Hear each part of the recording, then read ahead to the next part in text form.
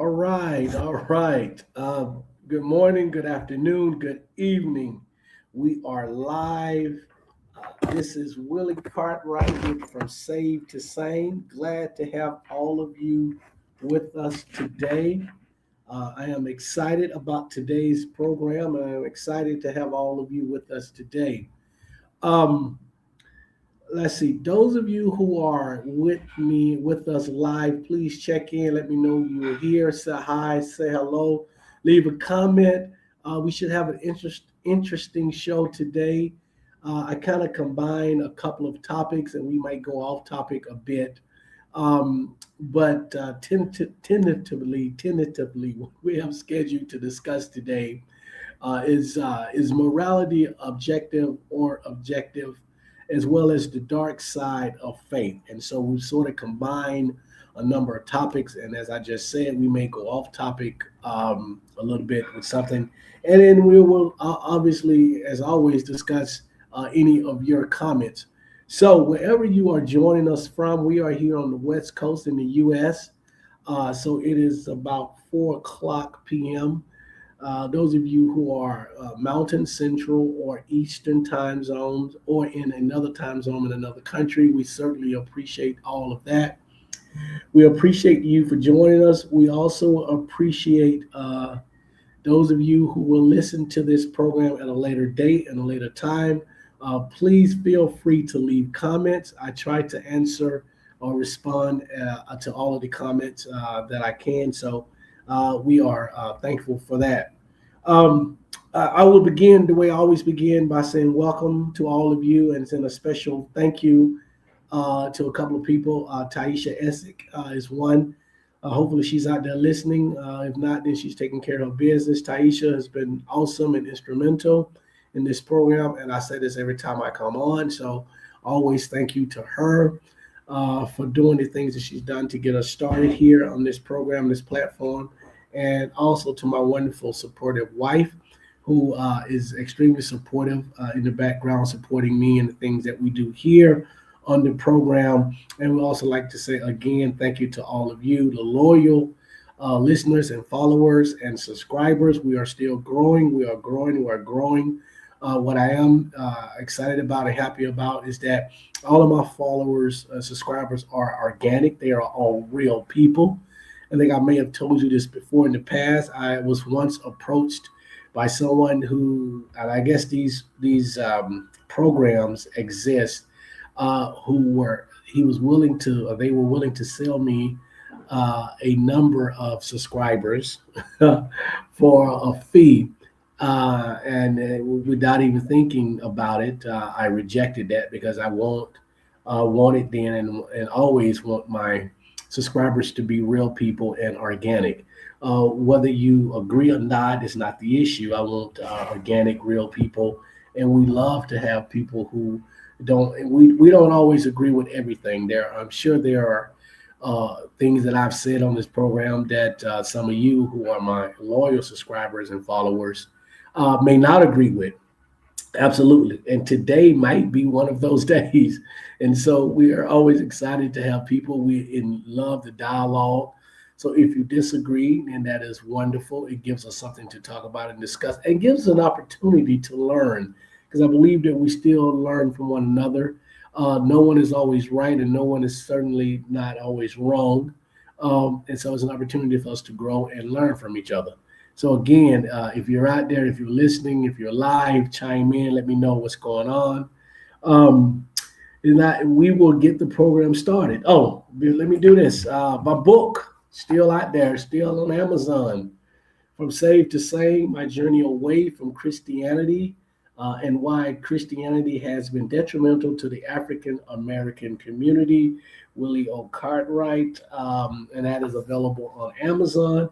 If you would like to get a copy of it, you can always send me an email to this email here.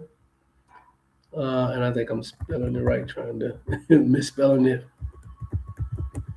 You can send me an email. Sorry. You can, let's see, let me get this on here.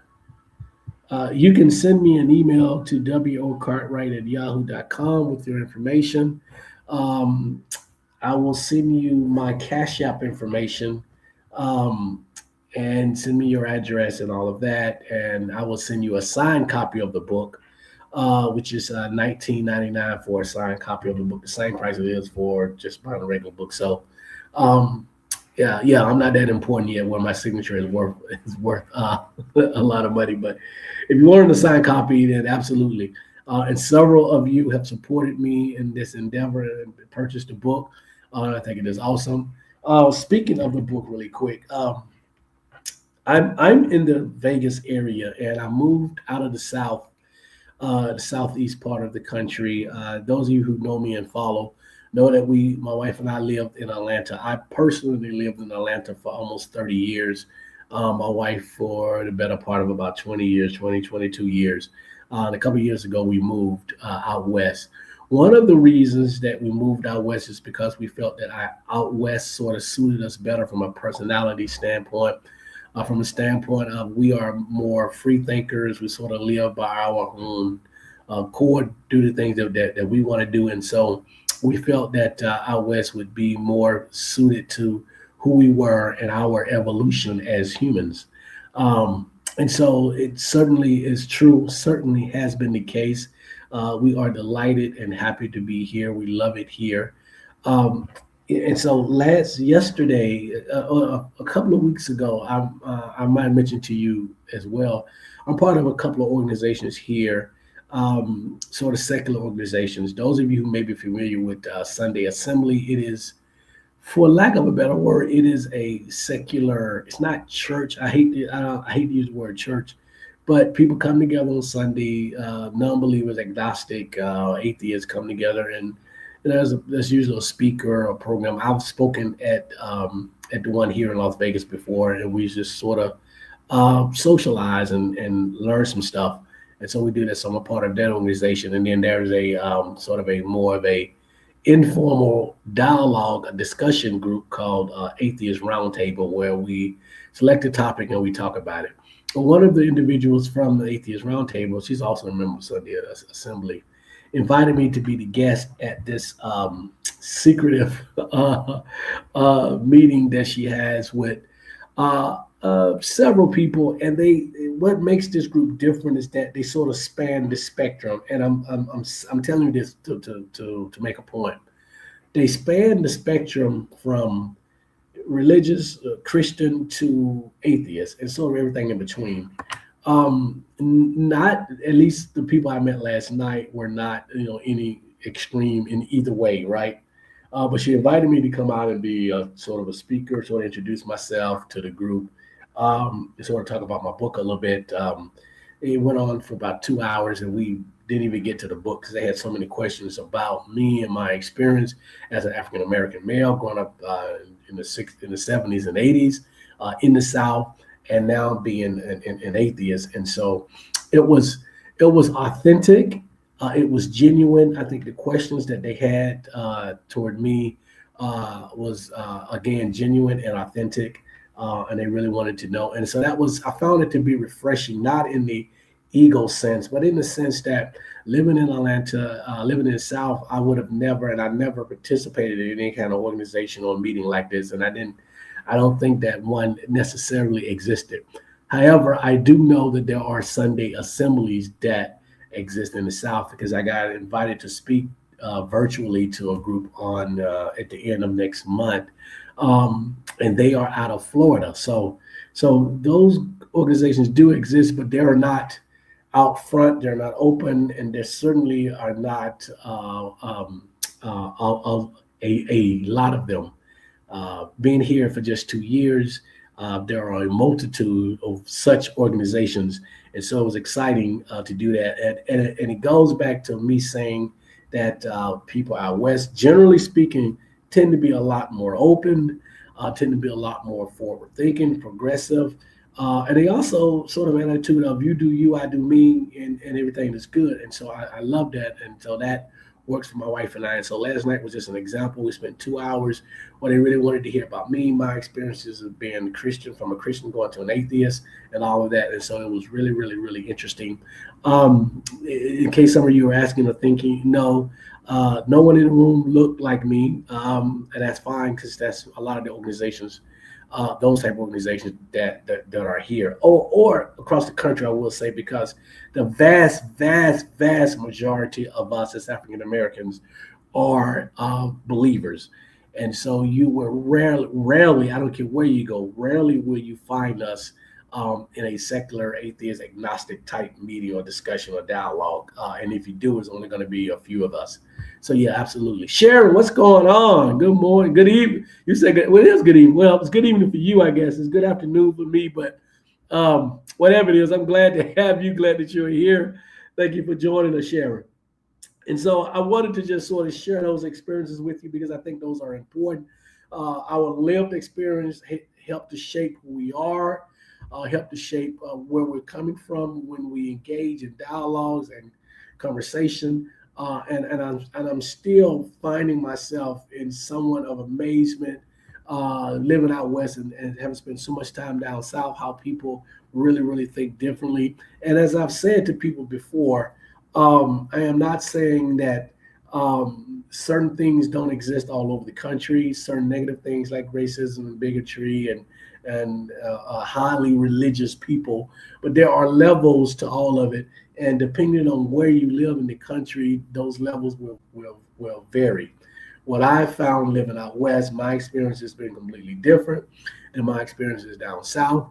And some people may come here and get just opposite. But I think generally speaking, even if you do the research from an objective, intangible point, it is factual that people out west, generally speaking, tend to be a lot more open, and a lot more progressive in their thinking, and a lot less having you fit into a particular box.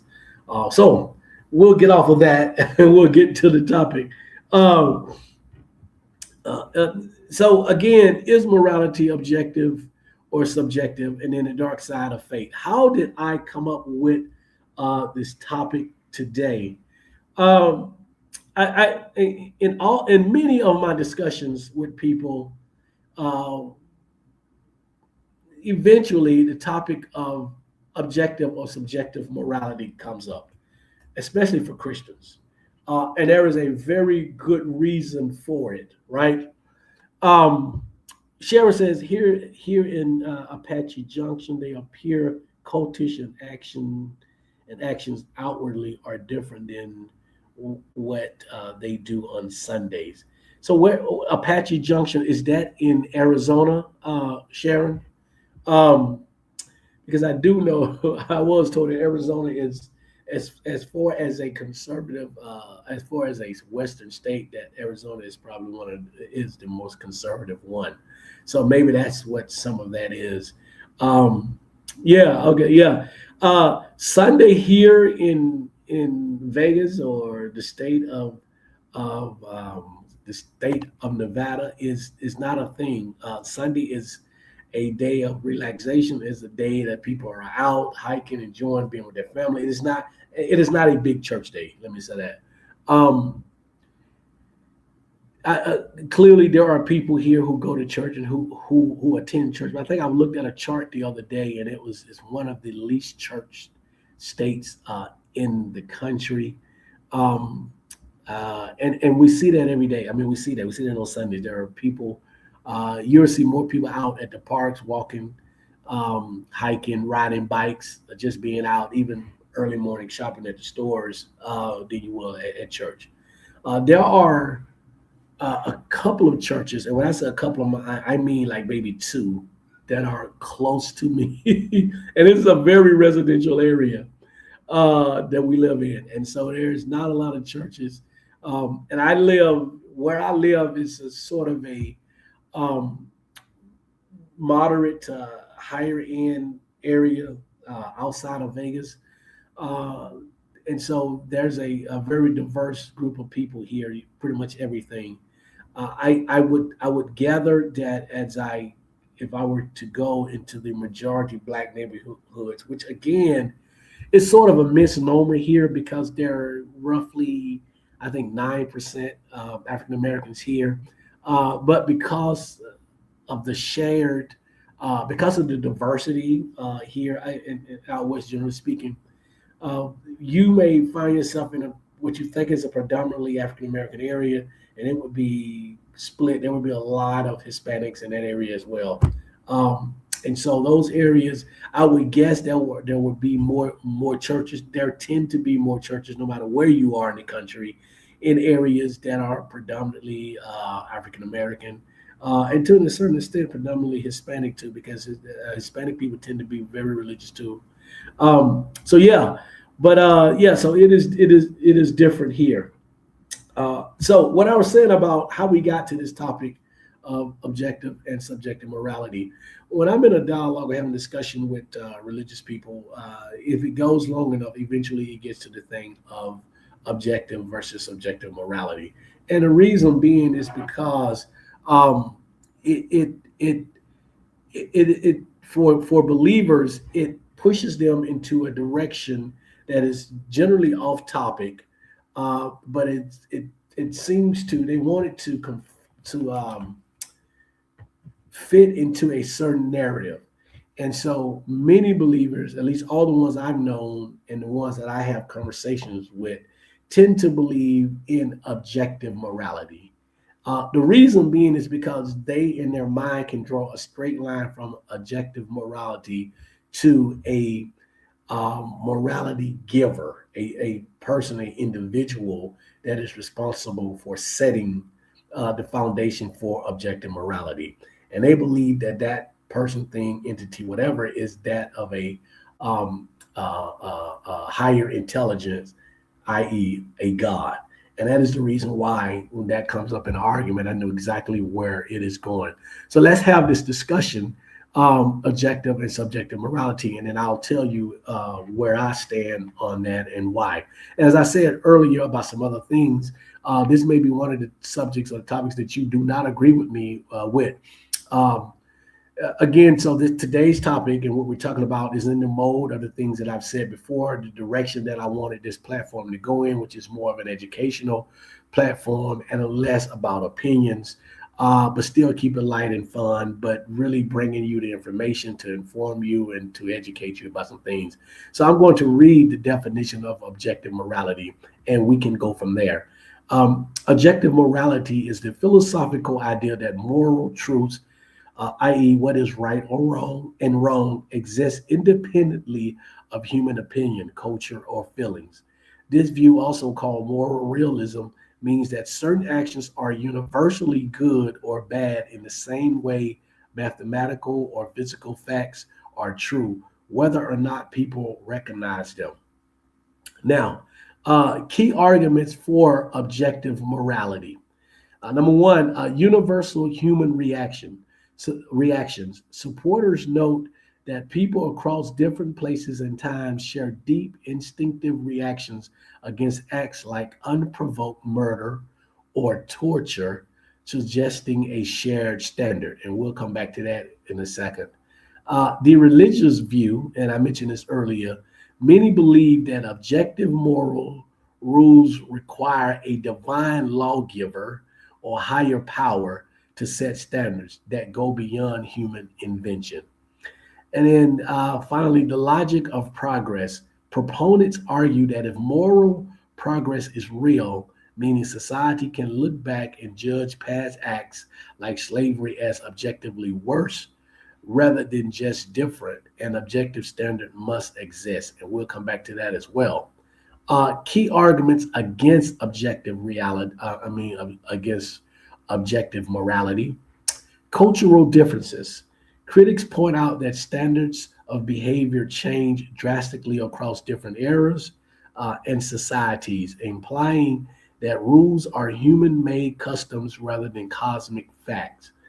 Lack of empirical proof. Skeptics following ideas similar to those of philosopher David Hume argue that you can observe physical actions and human feelings, but you cannot scientifically measure or locate the wrongness of an act in the physical world. And so let's go back and talk about some of the earlier things, and some of the proponents of objective morality.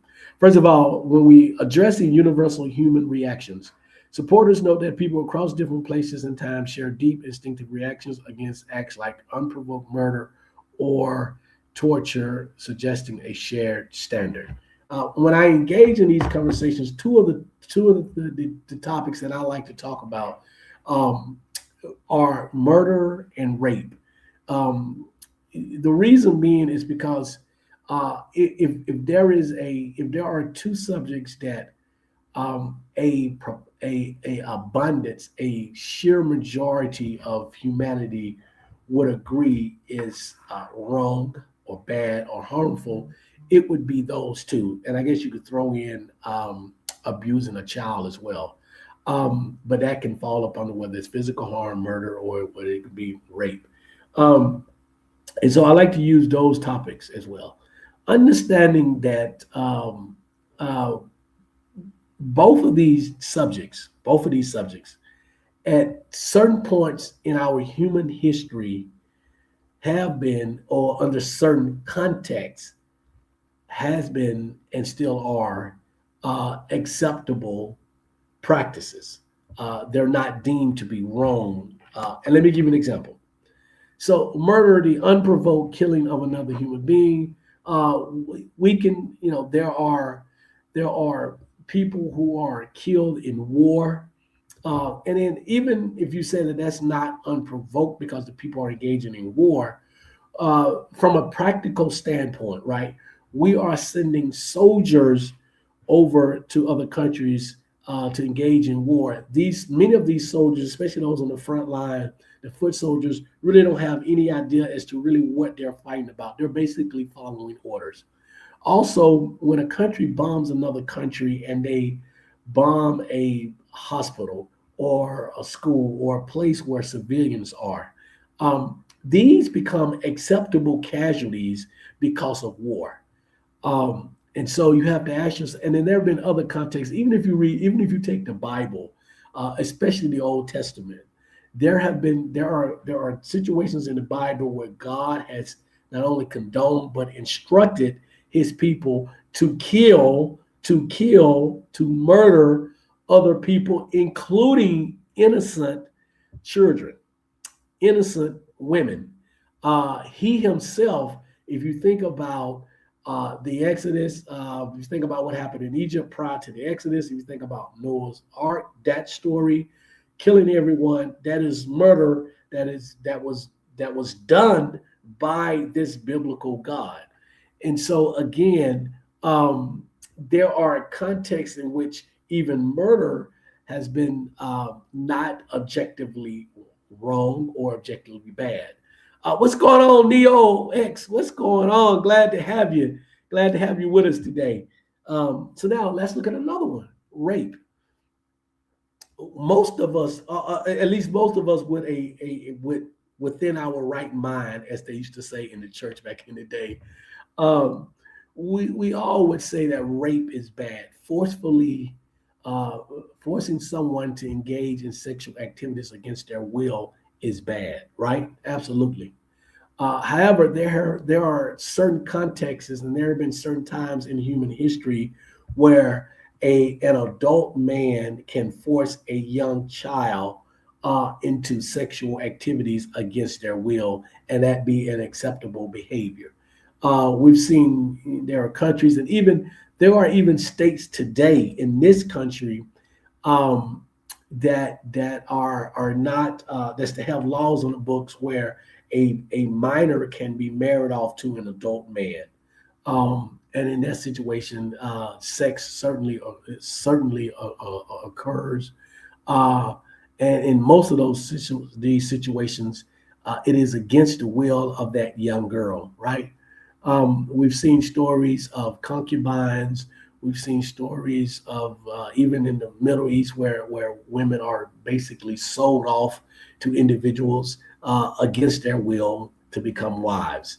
And so, in those situations, in those circumstances, and throughout the history of humankind, those contexts exist.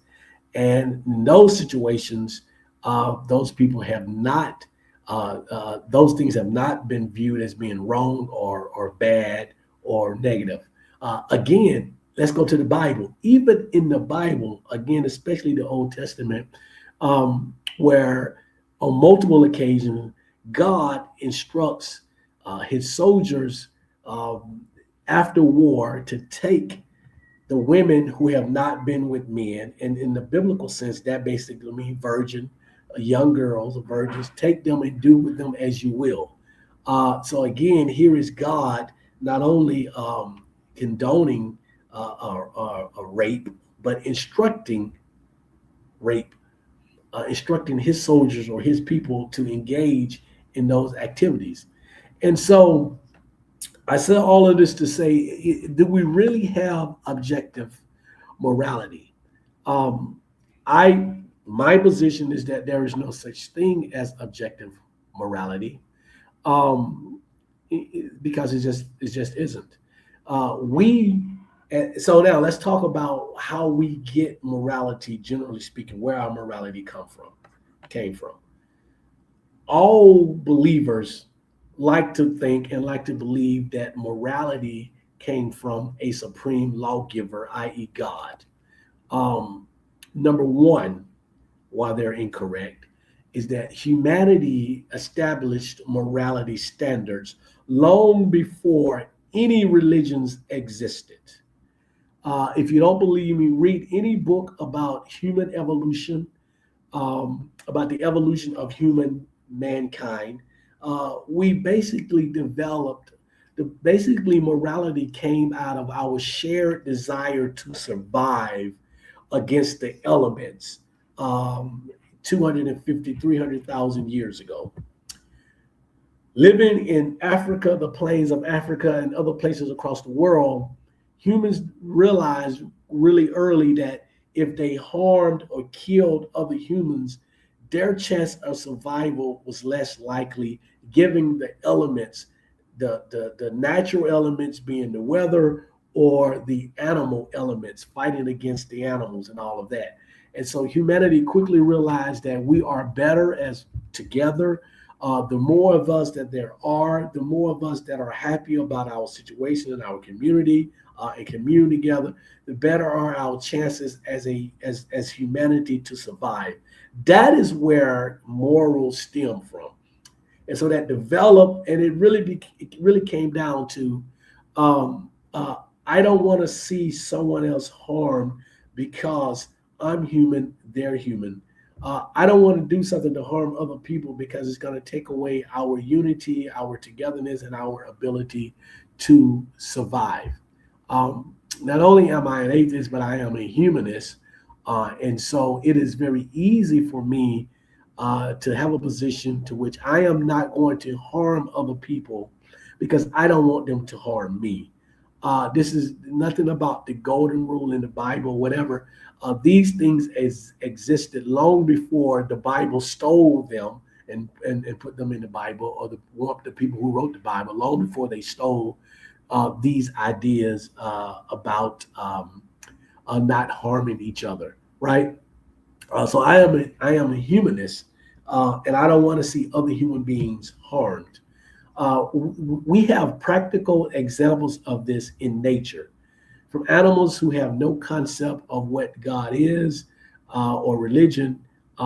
They show empathy and sympathy to other animals, not just of their own kind, but even to other species. And so we see this on countless occasions across nature.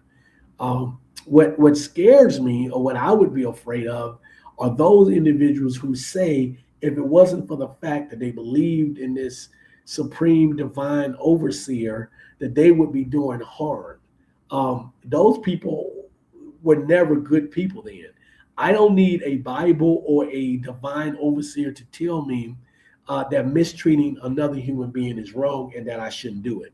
And for those individuals who say, well, if it wasn't for objective morality in God, then you would be doing, no, I wouldn't be doing anything. I'll be doing exactly what I'm doing now because I have no desire to harm or hurt anyone unless someone is attempting to harm or hurt me or my family, right? And so that's the whole objective and subjective morality argument. Again, believers like to go down that path because it's a direct line, at least for them, in their mind, is a direct line to the existence of a God, because someone has to be the person that is giving the moral objective law. And that is completely hogwash. I mean, it's completely asinine if you really think about it. But that is the reason. So, any of you who engage in these arguments or these debates with believers, and they start down this whole thing about objective morality, this is why, and this is the direction that they're trying to go in. I don't believe in objective morality. I believe that morality is subjective and contextual. And I just gave you an examples of the top two things that the majority of humanity believe is wrong. And I've showed you examples where in some societies, under certain contexts, in certain situations, even those things are not deemed to be wrong. So that would make morality subjective and contextual as opposed to objective. So we don't need a divine overseer, a divine lawgiver. Before God or Jesus existed, where did the laws come from? Right? Where did morality come from? And so the belief in the Abrahamic God has not existed through the entirety of the existence of modern man, the thinking man. That's not the case. Human beings created these beings when we could not explain things that were natural, until we figured out where the natural sources or the natural origin of these things were. And I say that all the time. The reason why we have gods and deities and religion is because we couldn't answer basic questions 250,000, well, not even that long, much, much younger than that. But there were times that we couldn't answer where rain came from, or earthquakes or lightning, or why people died or why people got sick. And so because we could not answer those questions, we created deities and gods to be the answer to those questions. And we built religions around those imaginary beings that we created. Um, at this point, are there any questions or comments? Glad that Neo is here and Sharon is here and the rest of you that are here. But in the comments, we can talk about those things. Before I get off this subject, one of the other things that we talk about in relationship to the objective and subjective arguments is the word sin. So I don't know if I told you this before, but I am less on Facebook from a social media platform standpoint for a host of reasons, because the people there are my age and older, and they're not going to change, right? um, so I have moved a lot of my comments to Threads. Threads is fantastic, and I've said this before. It is, I think it's more international. But I made a comment a while back on Threads that sin is not real. And I explained what I meant by that. I said that sin is basically a word that believers give to certain actions. Most of them, or a lot of those, would be harmful actions. But if you look at the Bibles, a lot of sins are not necessarily harmful. And so my point of saying that was that sin has a religious connotation. The word sin has a religious connotation. I was not saying that to say that harmful, hurtful acts didn't exist, or that people didn't commit harmful or hurtful acts. And so people just sort of grab the hold of that and say, "You think you're perfect? Everyone sins." No, what we've done and what we do as human beings is commit harmful acts, acts that may hurt other people, and then we give it a label. If it's in a legal sense, then it can be first degree murder, it can be rape, whatever the legal term is. For believers, it is sin. And so the reason why that's important is because as a person who is in this space, I don't want to continue to see us as a society live through the prism of religion. And so if we notate everything, or if we name everything based on religion, then we'll never get out of this whole world. And so I don't refer to harmful acts or bad things as sin, I call them what they are. And again, like I said before, if you read the Bible, there are sins that are not necessarily harmful, that are perfectly fine today. But people still believe that there are sins, or that at least at one point they were sins. Some examples of that would be wearing mixed fabrics. That at one point that was a sin. Shaving, cutting your beard, that was a sin at one point. Not being circumcised was a sin at one point. None of those things are harmful to other individuals or even harmful to oneself.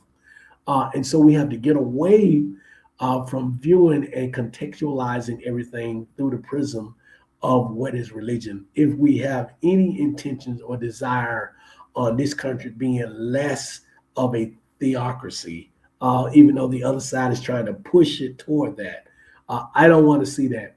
And so I made the point. Of course, I got all kind of pushback. I always get people who are supportive, who understand the point that I was making, but a lot of people were going down the whole rabbit hole of, we always in. And so, and then it takes you to this whole original sin thing, like, which I think is one of the dumbest things ever. But it is, as some other things are, it is foundational to Christianity, that there had to be some original sin, or there would have been no need for Jesus and no need for the dying on the cross and the resurrection and all of that.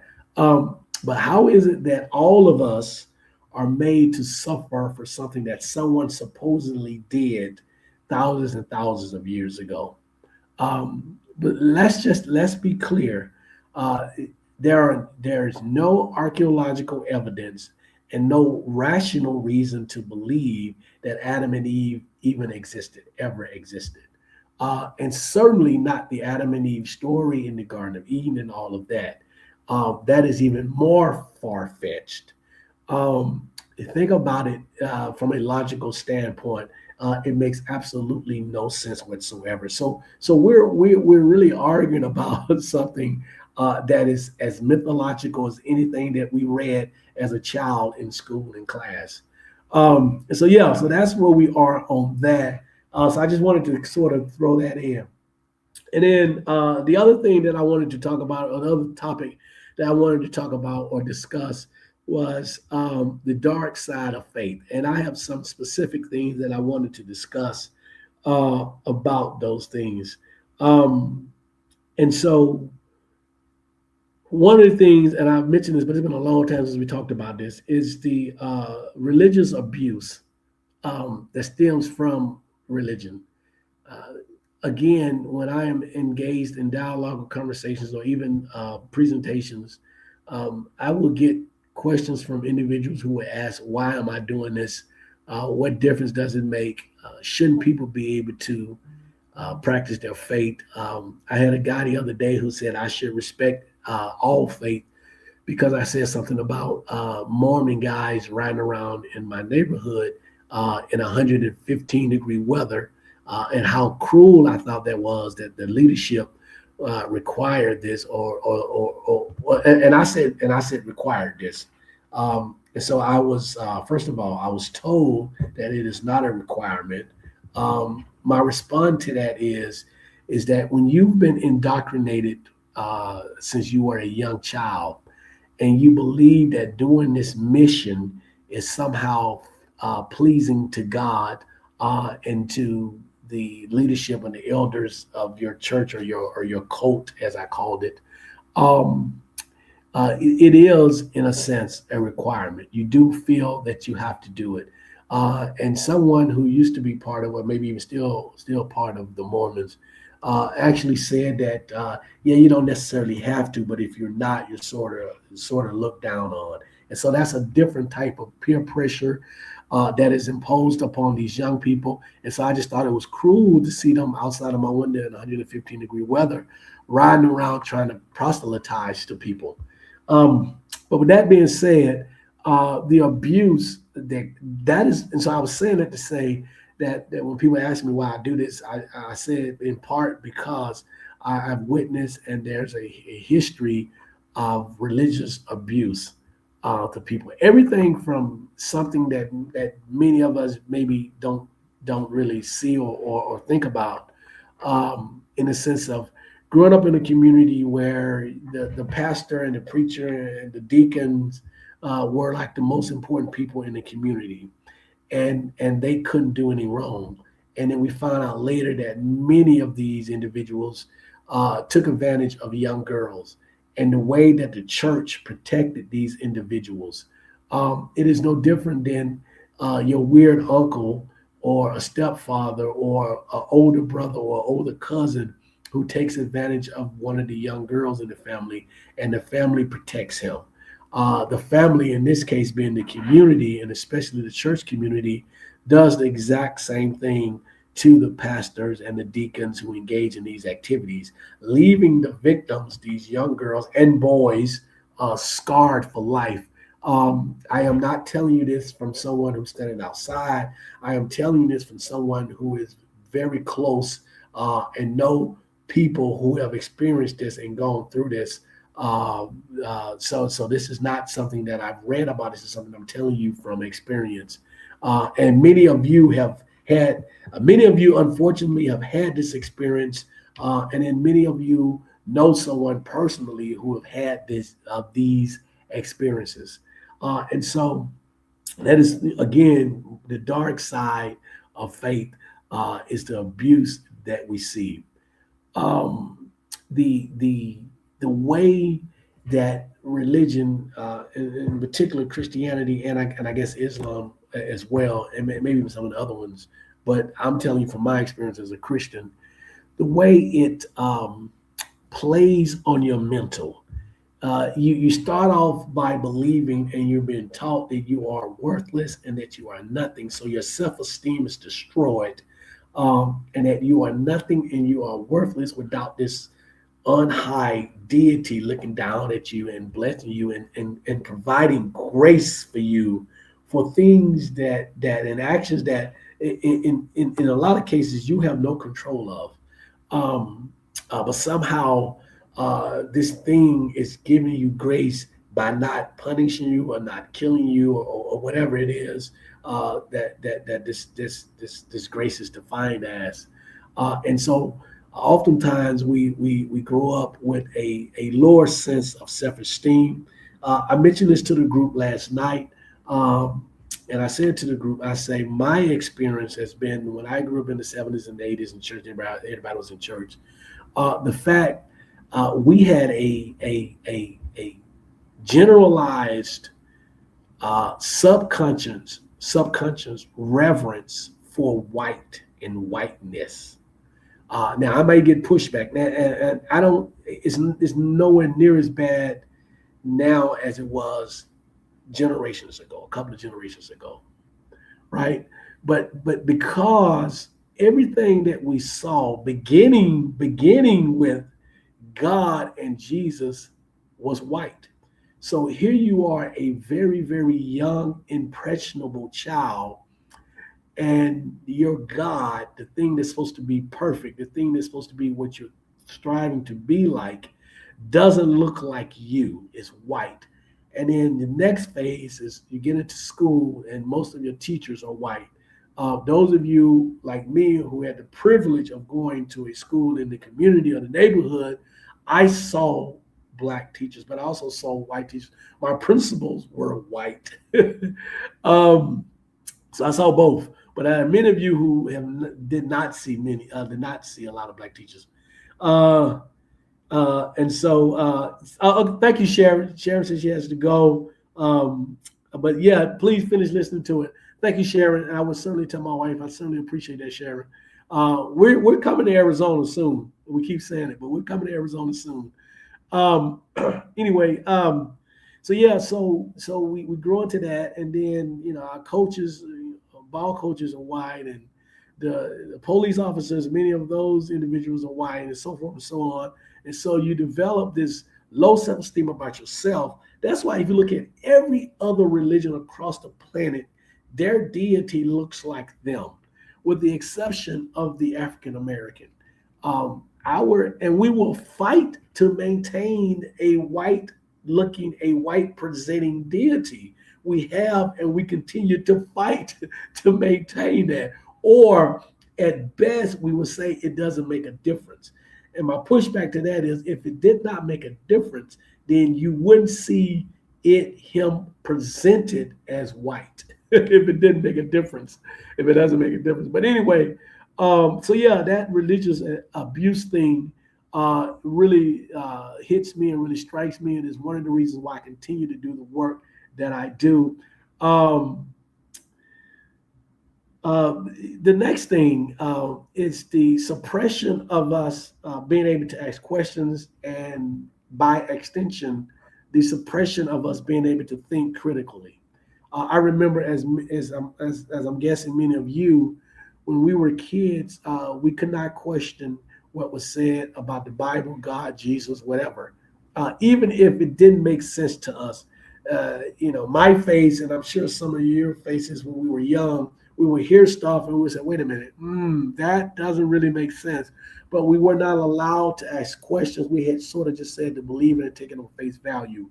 If you want to know the biggest single reason why many young people are leaving the church or becoming part of the non category, NONES, it is because they have been able to fact check preachers, pastors, and people talking about religion on the spot through the internet.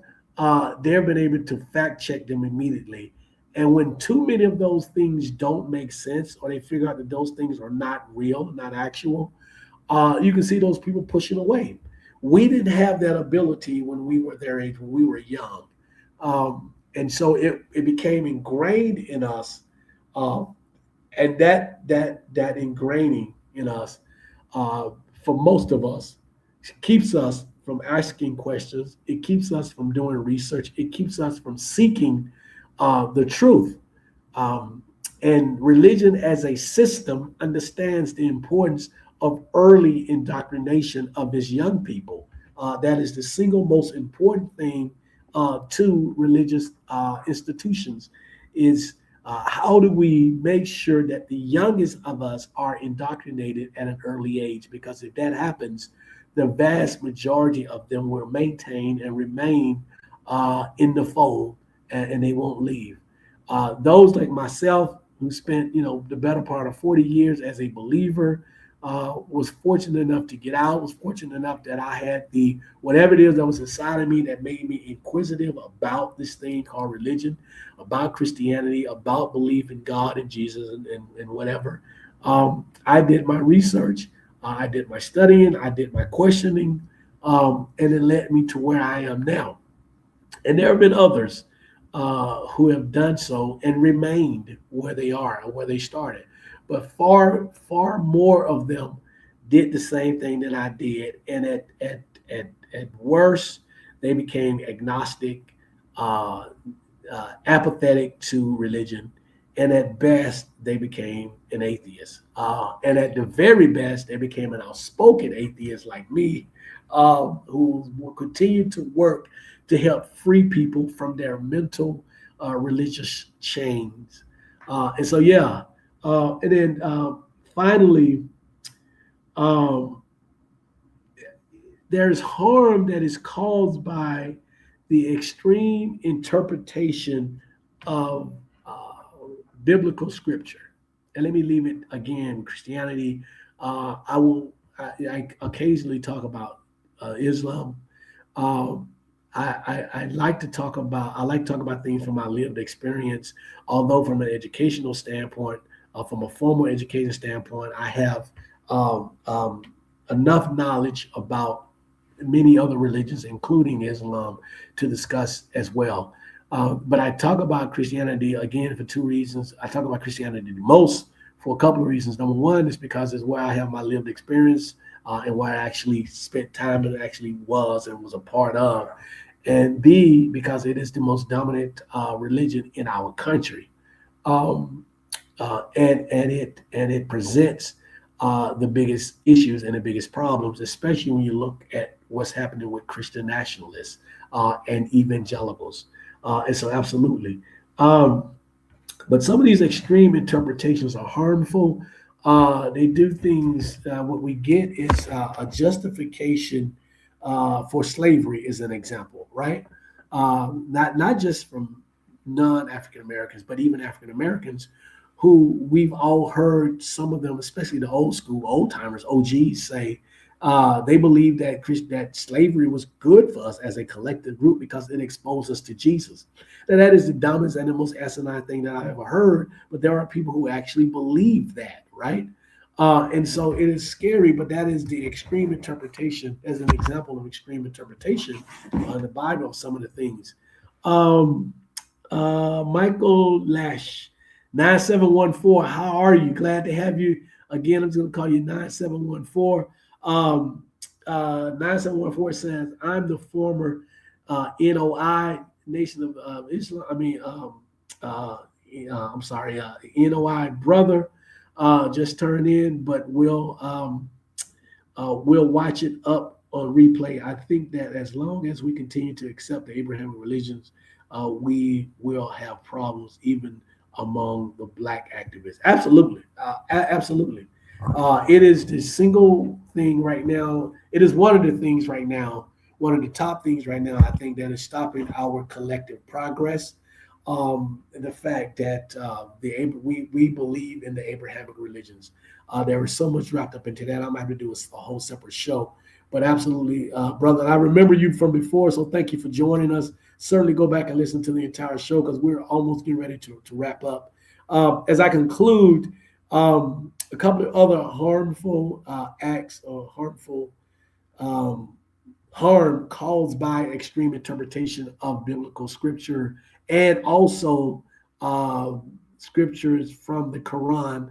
One of the things we talk about, especially with Christianity in my experience, is the idea of original sin. And I touched on this briefly earlier, but just the idea that something that Adam and Eve did, even though they never really existed, but the fact that people believe that something that someone did thousands of years ago should and does affect us and cause us to have to suffer. It's in itself is asinine. In itself is unbelievable, illogical, and irrational. If it wasn't for the fact that this was wrapped around religion, everyone would be able to see how insanely foolish this whole idea is and was.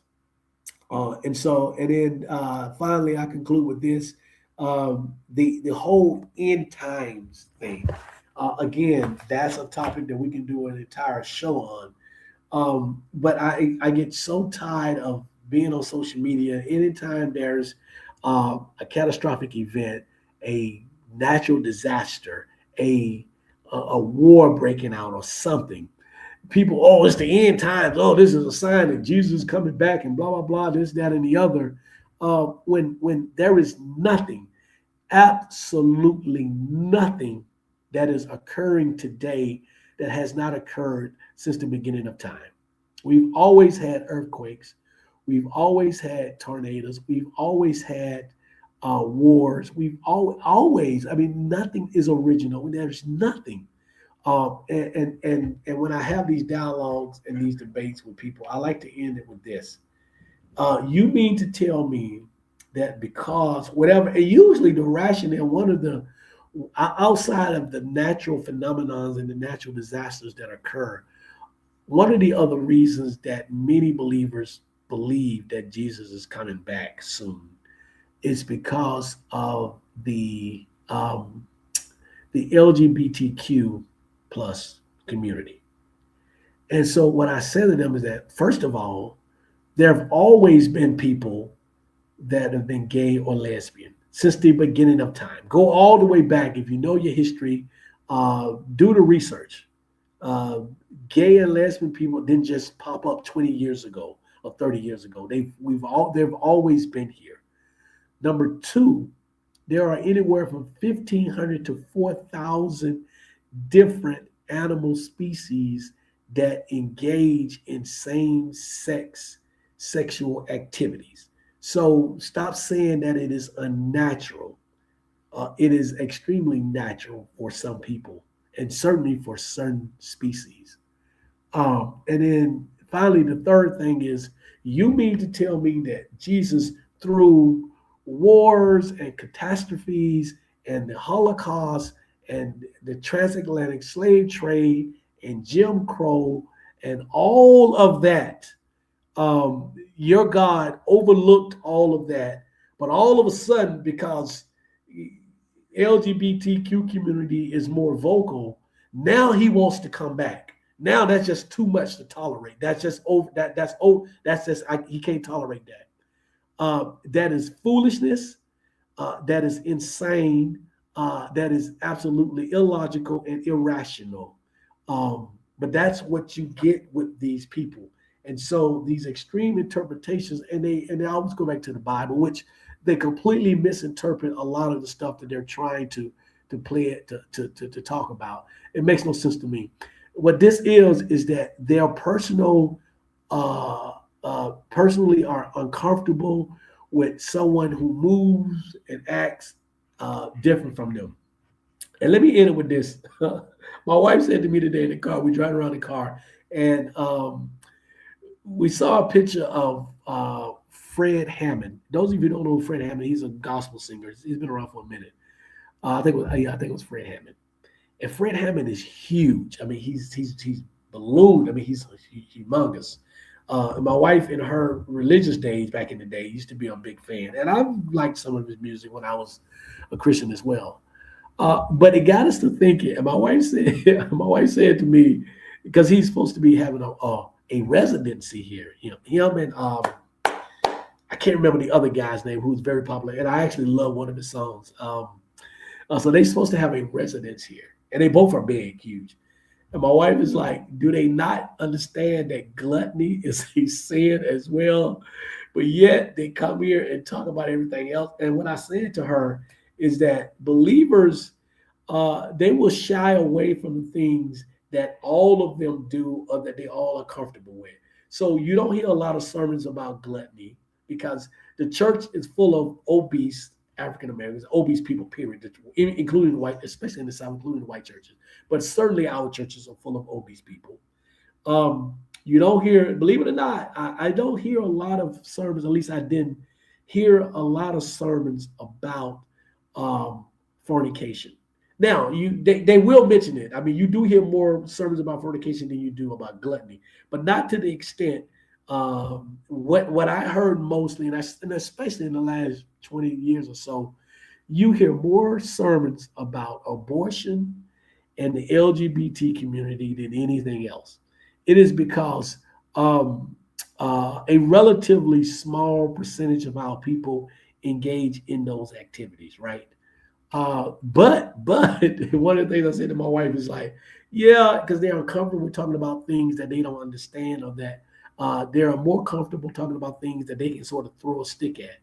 And then what we find out later on is that many of those individuals who are throwing rocks, they're in a glass house. So we find out later on that many of these, especially these male pastors who talk and bash LGBTQ, we find out later that they are absolutely secretly part of that community, right? It's been too many. I'm not saying, certainly not all, certainly not the majority, but there has been enough. There has been enough of them to where, and so that's sort of how we will end it.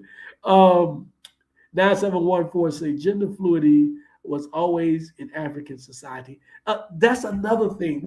Well, y'all about to make me cuss. We swear up and down that has not been part of our ancestral upbringing and our ancestral culture. We swear up and down that that only started with buck breaking during slavery, and that's why we're so against it. You are absolutely right, 9714. That has always existed, even in Africa, even on the continent. It has always existed. So again, I don't understand Neo's help preaching today. Thank you, Neo. I'm taking up a collection later on, Neo. I need you to contribute to. I'm gonna pass the hat around. I need you to put some money in there. But let me end here before I get in trouble with some people. But yeah, absolutely. I certainly appreciate all of you for this today. This has been a great discussion. I hope that we all learned something out of it, got something that we can take back something that we can arm ourselves with when we do have these discussions and these dialogue with some of these people. And as always, I appreciate all of you. 9714 Neo X, my buddy. You guys support Neo's channel. I always say this. Neo has a fantastic channel. You need to support her. Go check her out. She is on fire. She will have you laughing and thinking at the same time. So go support Neo on that channel. Sharon, thank you so much. I know you had to leave early, but certainly appreciate it. So you're going to hear this when you hear the rest of this. Me saying thank you to you. And everyone else who joined us live. I know there are more of you out there that joined us. And then those of you who are going to listen to this much later, I will certainly be looking at the comments and responding to all the comments. I will see you guys and make sure, because usually during the summer I am not here. I am MIA, but I've been here. I think I missed 1 week. So I'm trying to think as we get into August, in a couple of weeks. Yeah, I would be here in a couple of weeks, but if not, then it'll be the week after that. But anyway, I will see you guys as of right now in 2 weeks. Stay safe.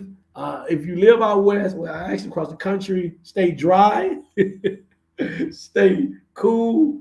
The only issues we have out here is that it's 115 degrees. But I go from air conditioning to air conditioning. Those of you who are in the middle of the country or down south who are experiencing tornadoes and flooding and hurricane remnants and all of that stuff, you are in our thoughts. Just take care of yourself and remain safe. And we will see you guys in 2 weeks. Thank you, Neo.